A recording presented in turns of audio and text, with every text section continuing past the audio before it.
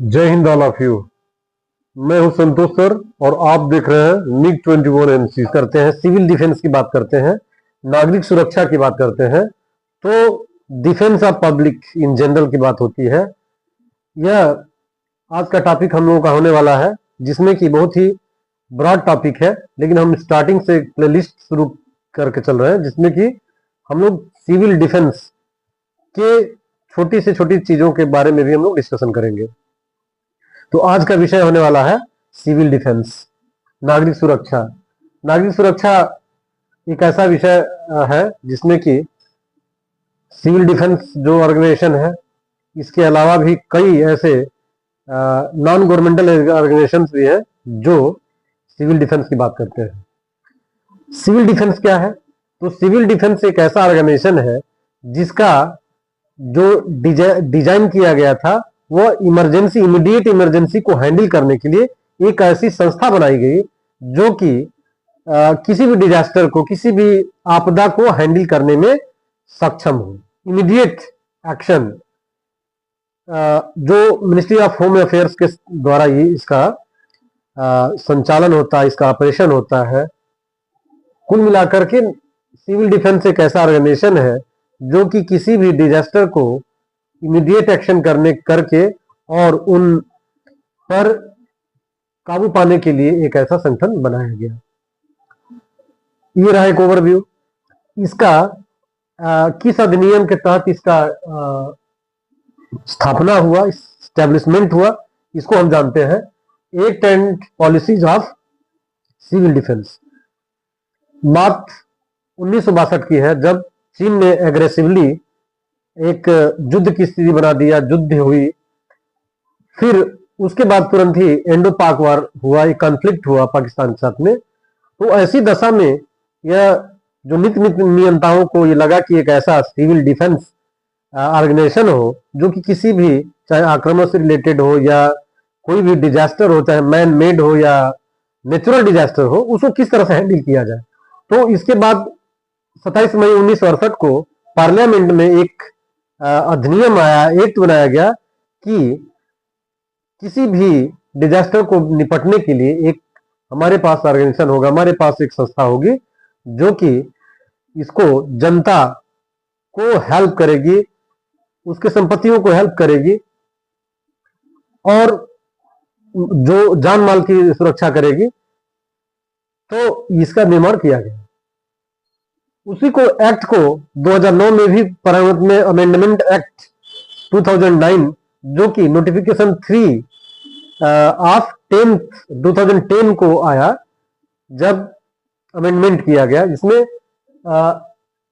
ये pan India में काम करता है डिजास्टर मैनेजमेंट के लिए सिविल डिफेंस।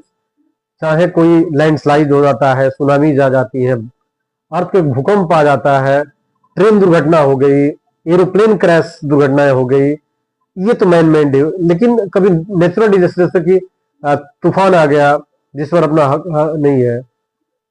फिर कोरोना जो मैन मेड ही कह सकते हैं, कोरोना जैसी एक पैंडेमिक आया, उसको हैंडल करने के लिए इसने बहुत बड़ी भूमिका निभाई। कारण था कि इसको ऑर्गेनाइज किया गया था भारत सरकार के संसद द्वारा, इसको बनाया गया था। तो ये एक्ट एंड पॉलिसीज बनाई गई नियंताओं के द्वारा। Role of civil defence in making peace and well-being of people, well-being of properties destroyed during disasters। तो उसको करने के लिए इसका रोल क्या है? रोल सिविल डिफेंस का रोल क्या है? सिविल डिफेंस पहला काम है कि safety of human being life, मनुष्य के जीवन को रक्षा करना। कि कोई दब गया है या कोई बाढ़ में पीड़ित हो गया तो उसको बचाना, किसी भी प्रकार के डिजास्टर में बचाना। Minimise the risk of disaster, उस विपत्तियों के, आपदाओं के जो खतरे हैं उसको कम करना। To safeguard of properties of man being, मनुष्यों के जो भी इससे प्रभावित लोग हैं उनके प्रॉपर्टीज को सुरक्षित रखना।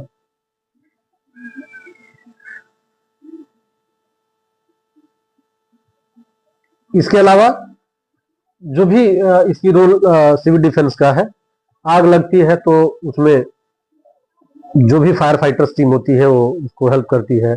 बाढ़ आ गई तो जो एनडीआरएफ की टीम है वो हेल्प करती है। फिर इनका जो पीस टाइम में जो शांति जिस समय रहता है उस समय भी नुक्कड़ नाटक के द्वारा, डिमोन्स्ट्रेशन के द्वारा, रिहर्सल के द्वारा लोगों को जागरूक करना इनकी भूमिका रहती है।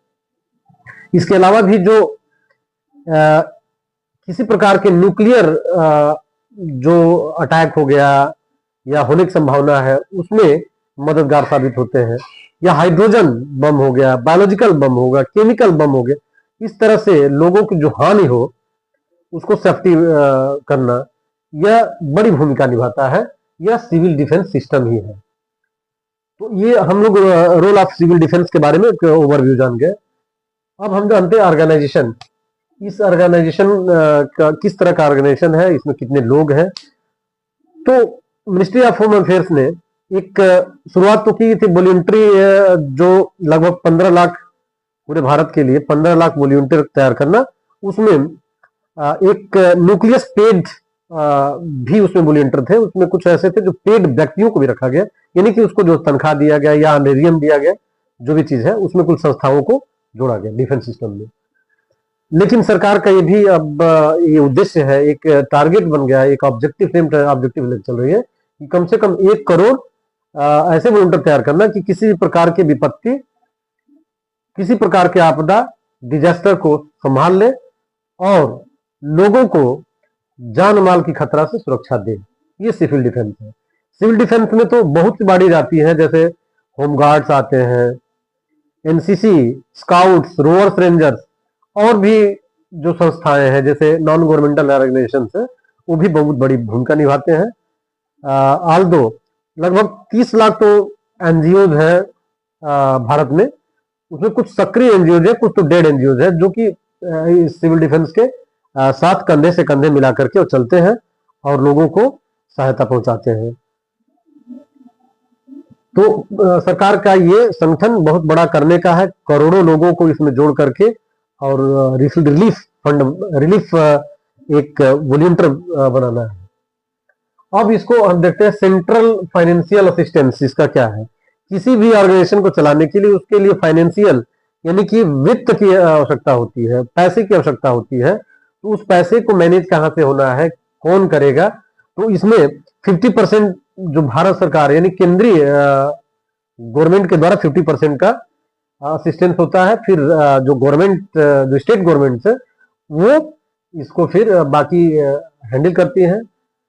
किस तरीके से उसके इक्विपमेंट खरीदना है, कैसे, अगर फायर फाइटर टीम है तो उसके लिए जो फायर व्हीकल्स है जो पानी लेकर चलती हैं उनको खरीदना, इन सब चीजों के लिए फंडिंग की व्यवस्था राज्य और केंद्र दोनों मिलकर के इसको करते हैं। इसके प्रशिक्षण होता रहता है। प्रशिक्षण, बिना प्रशिक्षण का कोई भी काम सही से नहीं हो सकता, इसलिए इसके ट्रेनिंग सेंटर्स है जो नेशनल स्तर पर है। नागपुर में है सिविल डिफेंस एकेडमी, जो नागपुर में है, जिसमें कि मास्टर ट्रेनर्स को ट्रेन करके और फिर भेजा जाता है ताकि जा करके और फिर स्टेट्स में या लोकल लेवल पर फिर ट्रेनिंग दे सके और फिर इसको आगे बढ़ा सके। तो ये हम लोगों का क्लास चलता रहेगा। अभी एक छोटी सी क्लास ही मैं चाहता हूँ सिविल डिफेंस पर एक प्ले लिस्ट बन जाए, एक शुरुआत करके सिविल डिफेंस के, और आगे के जो भी पॉइंट्स होंगे उनकी जो भी सर्विसेज कौन कौन सी हैं उस पर हम बात करने वाले हैं। इस तरीके से इसमें एनसीसी की भूमिका हो जाती है। एनसीसी में जो ओटीए है वहां भी इसको ट्रेनिंग दिया जाता है, स्कूलों में दिया जाता है ताकि सब लोग सचेत रहें।